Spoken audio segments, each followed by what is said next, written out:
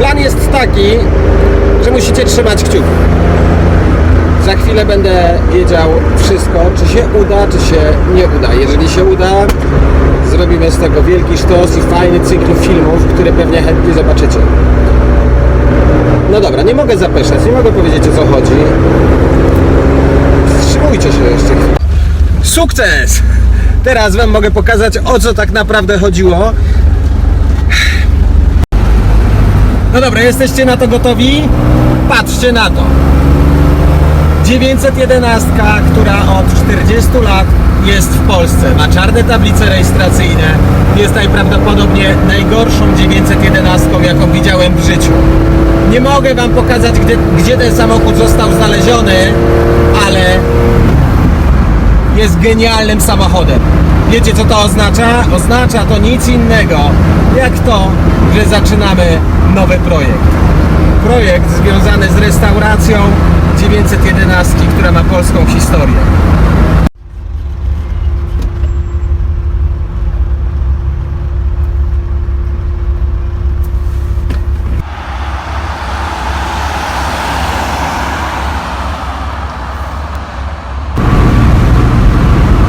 Jest najgorszą 911, jaką kiedykolwiek w życiu widziałem. Dlatego tak strasznie kręci mnie ten projekt. To, że to samochód, który ma polskie tablice rejestracyjne.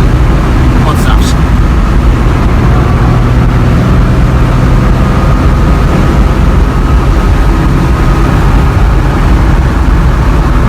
Nie mogę się doczekać, kiedy wam go pokażę z bliska, bo to samochód, który ma pełen różnych dziwnych abstrakcji technologicznych. I zaraz zresztą wam to postaram się pokazać i postaram wam się udowodnić. To co? Wjeżdżamy, poczekamy chwilę, aż wjedzie na podwórko i wtedy pokażę wam jedyne Porsche na świecie, które, uwaga, jedyne na świecie, które jak się przyjrzycie tym lampom, to zrozumiecie, dlaczego jest niepowtarzalne. Widzieliście kiedyś Porsche 911, które ma lampy od Żuka, Warszawy, Nysy, Syreny, no bo to ciągle te same zelmotowskie lampy? No właśnie, to jedyne takie Porsche. Słuchajcie, to maleństwo jest naprawdę w strasznym stanie. Naprawdę dramatycznym stanie, zaraz wam to pokażę, a ma wyglądać w ten sposób. Jak tamten.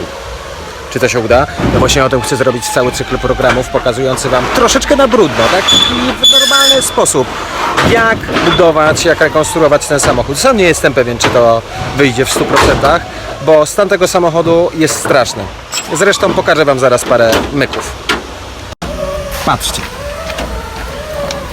Niby wygląda na pierwszy rzut oka jak wersja turbo z lat 80. W rzeczywistości z wersją turbo ten samochód nie ma kompletnie nic wspólnego, bo to wszystko jest dorabiane.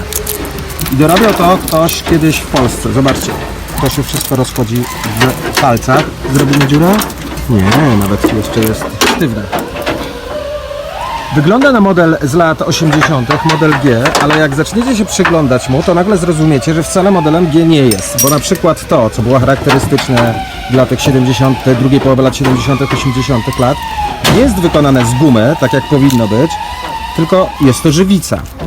Skrzydło z tyłu jest też z żywicy. Waży jest 40 kg. Zobaczcie, tu się wszędzie rozchodzi. Chyba najgorszy stan 911, jaki widziałem w życiu. Patrzcie. Wychodzą różne kolory tego samochodu. To wszystko się rozpada. Wychodzi czerwony, wychodzi niebieski. No i 50 kg szpachli. To, co tam widzicie, to nic innego jak dziury. Wszędzie. Wszędzie. No i absolutny hit. Zwróćcie uwagę na te lampy. O, tutaj jest akurat zaparowana. Z zewnątrz wygląda to całkiem fajnie, no bo to jest heli. Natomiast w środku jest zwykła lampa zelmotowska. Będzie widać pewnie to z drugiej strony, bo tam nie jest zaparowane. Widzicie? Czyli to są zwykłe lampy od Żuka, Syreny. Prawdopodobnie samochód musiał być rozbity w latach 70., 80. i wtedy przechodził pełną modernizację przez kogoś robioną, ale niesamowite jest to, że ta modernizacja wyglądała dokładnie w taki sposób, bardziej z obrazka, czyli ktoś miał zdjęcia wersji turbo i zaczął go po prostu przerabiać. Tu z żywicy, tam z żywicy, tu dokleił, tu dospawał. To zresztą doskonale widać.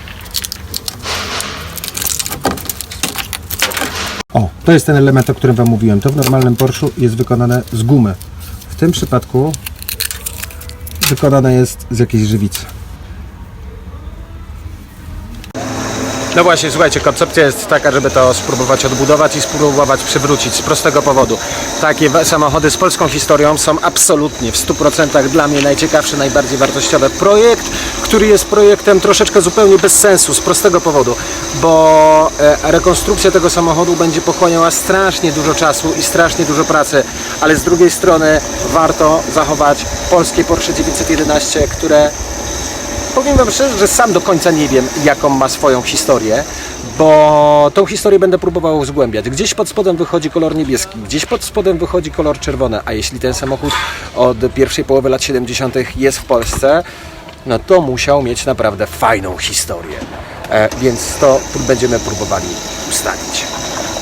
O, chłopcy go przenoszą, nie ma silnika, generalnie jest straszny. W środku wygląda nie lepiej. To są dziury, ale większa dziura jest chyba z tamtej strony jednak. To co widzicie, tą trawę. Oryginalne pajęczyny. Prędkościomierza brak.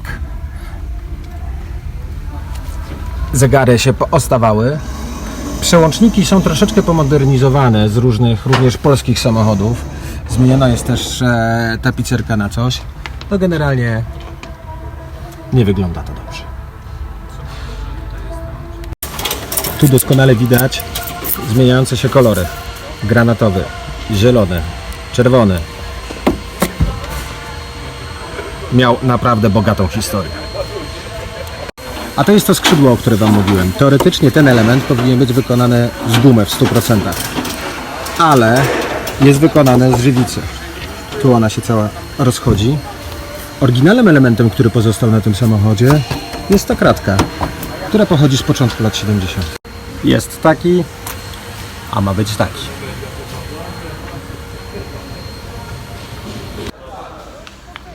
No dobra, możecie mi nie wierzyć, że ten projekt się uda, bo faktycznie samochód jest w strasznym stanie, dlatego stwierdziłem, że muszę Wam pokazać jedną z hal AB Cars Oldtimer, kiedy chłopcy będą robili i produkowali ten samochód praktycznie na nowo.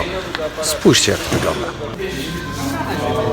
To oczywiście jest efekt końcowy i do takiego efektu będziemy starali się doprowadzić.